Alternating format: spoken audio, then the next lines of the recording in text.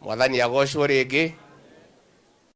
Baba itu akiroho ni ndanyiha muno mbere ya kigongona na ndatia maguta na gwenda kwaria miario mikuhi tondu kanitha muturekere ni undu wa tongoria handu muhera maria mathaa maingi gukira kanitha na family i hamwe na no wega tondu ni atongoria itu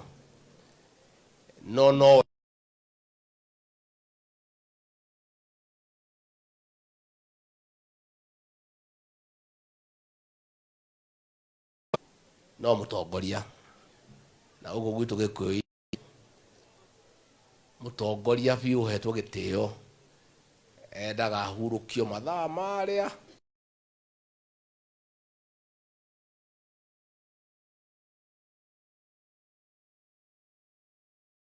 Bishop JJ and your family, nimefika hapa kwa niaba ya Rais William Ruto, kiongozi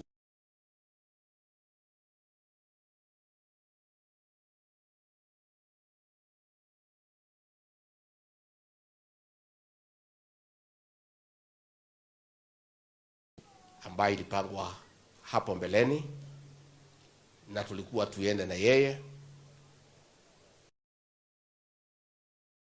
Familia yako na kanisa lako.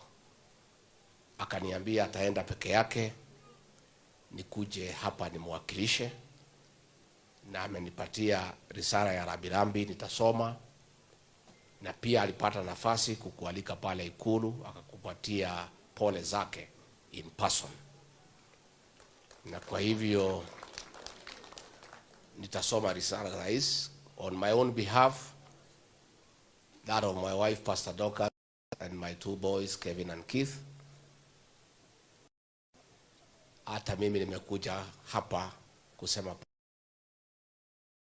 kumsidikisha huyu mama Dorcas kwa ile heshima ambayo inastahili, kama ni mama amezaa viongozi na amewalea vizuri.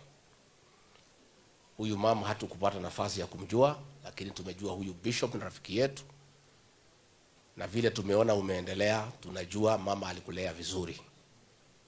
Todo gima yumagaku.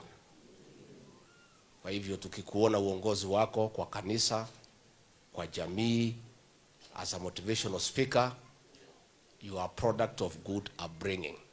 Na wewe ulilelewa na mama. Kwa hivyo kwa uongozi wako tunasema asante kwa huyu mama amelala hapa.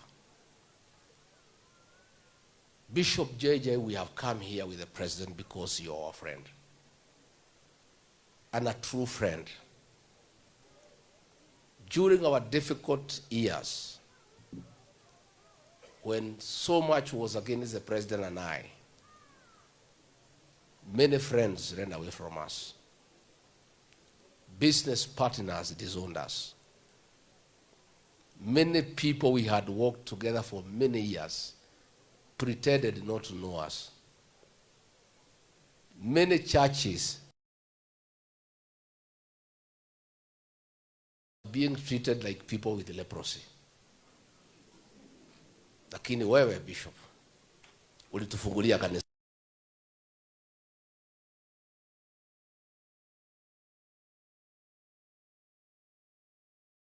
Ni watu ya shukrani.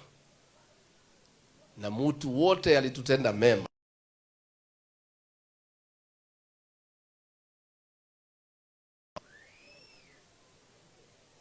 Wega dole wale hona uru. Wega wale hakona ke?